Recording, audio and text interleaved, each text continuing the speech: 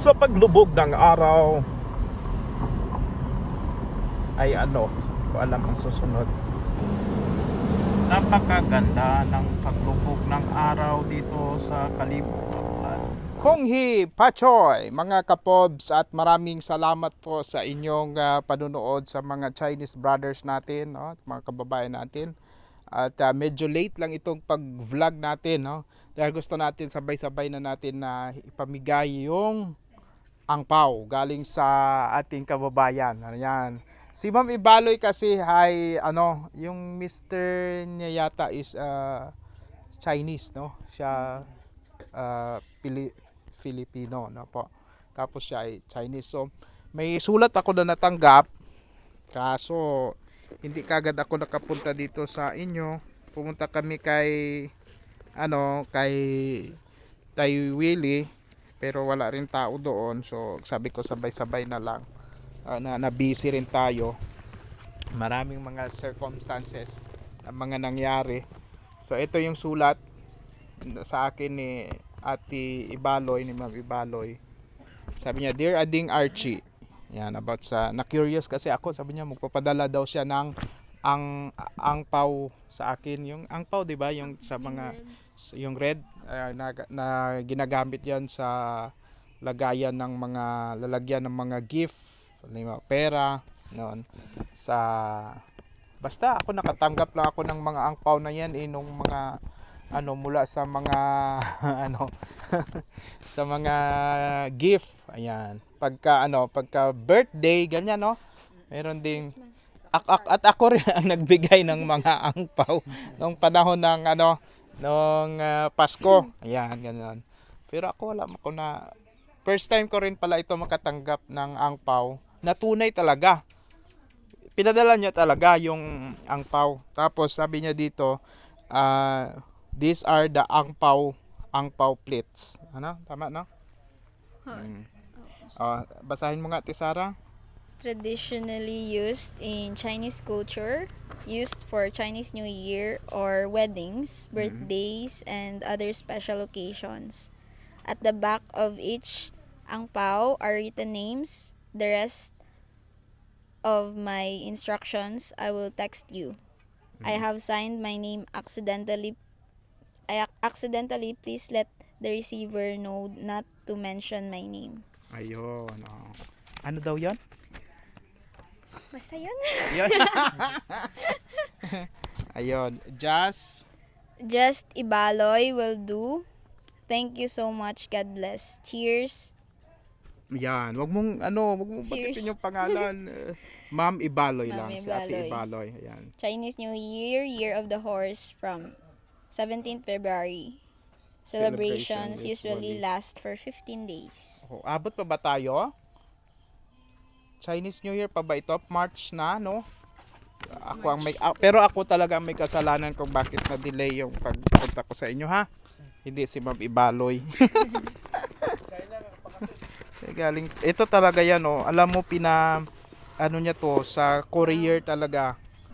Pinadala talaga niya dito sa, sa Pilipinas. So, mula sa Australia, ilang days siya dumating, tapos tinawagan ako ng postal office. Ayun. Yan, nilagay ko na dito. Ito talagang mga angpaw plates, no? Galing talaga ito sa kanila. Pero yung laman ay sinend niya sa akin via bank. Ayun. So, isa-isahin na natin siguro ito, Pag tinawag ko yung pangalan ay pupunta dito. Okay? Sige. Haglit. Unahin natin ito dito muna. Ate Presi. Hawak mo ang basahin mo muna. Ayan. Wag mong ipakita yung pangalan niya. Konghi Pachoy, Manang Presi, Happy Chinese New Year. Chair and best regards. Thank you, Ma'am Ibaloy. Ayun. Pakita mo yung laman. Baka walang laman baka sabihin, kinuha ko Ay, walang laman. Ala. Meron po. Ayan. Thank you, Ma'am. Dalawa. Ayan. Sige po. And, Attorney Arnel. Attorney Arnel, where are you? Sa China ka man galing, Singaporean ka, di ba? Oh, yan, oh. Basa, basa. Ay, sa Ate Sara magbasa, oh. Anong sabi? Ano sabi? Kong Hei Fa Choi, Attorney Arnel. Happy Chinese New Year.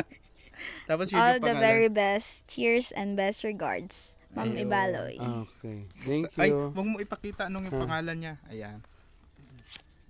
Ano kasi yung ating camera masilip nilang pangalan. At, Ayan, magkano nung?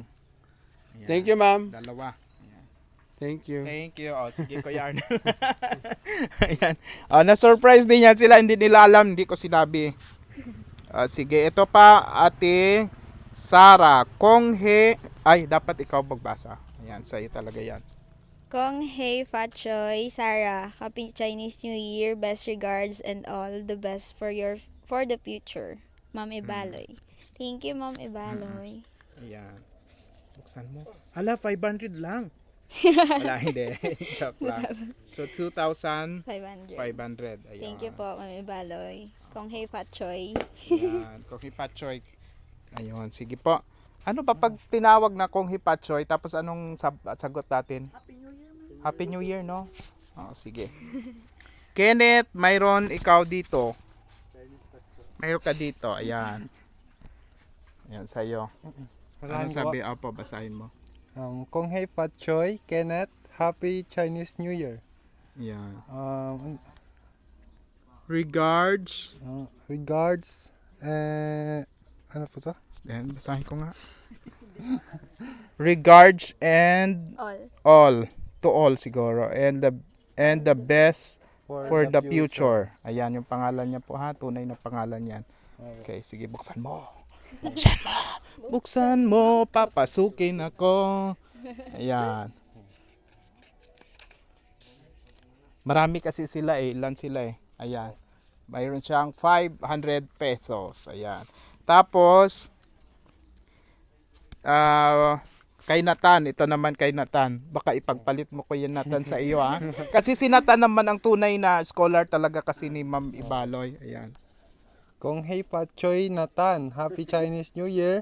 Best regards of all the best for the future. Ayan. Pasilip. Silipin mo kahit hindi para sa iyo. Kay Nathan. At least transparency lang. Ayan. So may dalawa siya, 2,000. Ayun. Sige. Bigay mo kay Nathan ha. Pero ikaw nagbabudget, diba? Sige. Ito naman kay Ate Jamila. Ayan. Please wag ninyong i-publish yung pangalan niya na tunay ni Ma'am. Kung ipo-post ninyo, itabunan ninyo yung niya, yung pangalan niya. Opo, sir. Okay. Kong Hei Fat Choi, Jamela, Happy Chinese New Year. Regards and all the best for the future. Ayan. So 3 kayong meron Yes po. Ayan. So, ayun, may 500 pesos din siya. Ayun. So, thank you very much, Ma'am Ibaloy.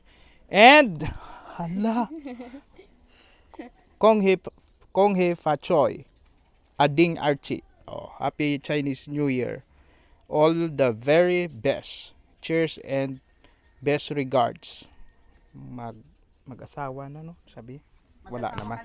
Wala naman.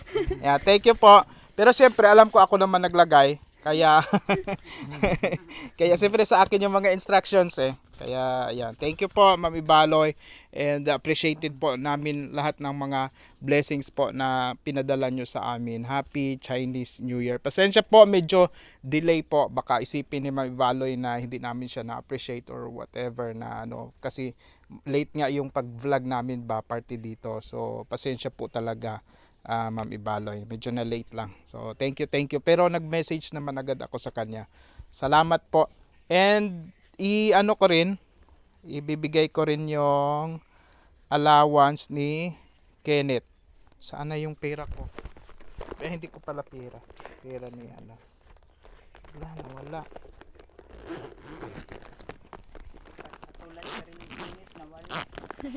Oo nga, Kenneth.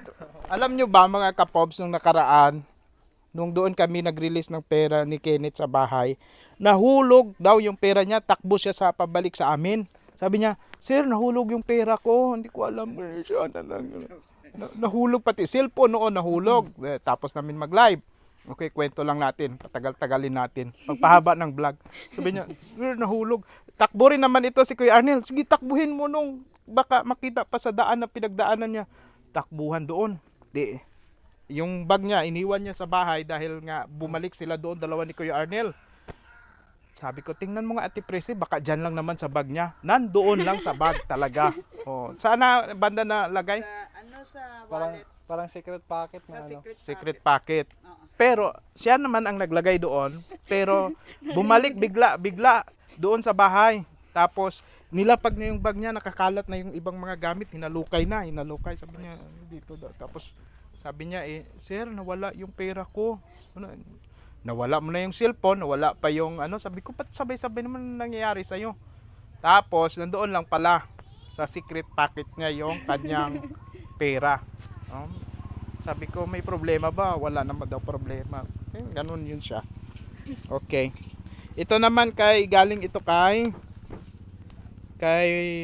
Ate Ninette. Nanay Ninette. Nagre-record pa ba tayo? Nanay Ninette. 1,000, 2,000, 3,000, 4,000. Ayan. Dami niyang blessing, Talo tayo. Ayan. Sige. Nanay Ninette, Ma'am Ibaloy. Maraming salamat po kay Nanay Ninette po sa patuloy pong pagsuporta po sa amin po. Lalong-lalo po sa amin pong pag-aaral. Kung wala po kayo dito is baka po kung saan na po kami na na po nangyari sa amin. Thank you po sa pagsilbi po naming pangalawang nanay po. Kahit di naman po kayo ka ano-ano po. Thank you po. God bless po. Sige po. Ate Sara, salamat po nakasabi na rin siya kay Ma'am Ibaloy Magsasayaw na tayo ngayon. Hawak ko. Ano? Wala pa ako kapasalamat kay Ma'am Ibaloy. Ay, sige, pasalamat ka. Hawak ko. Hawak mo paano? yung ampaw. Hawak ko ang angpaw. Sige.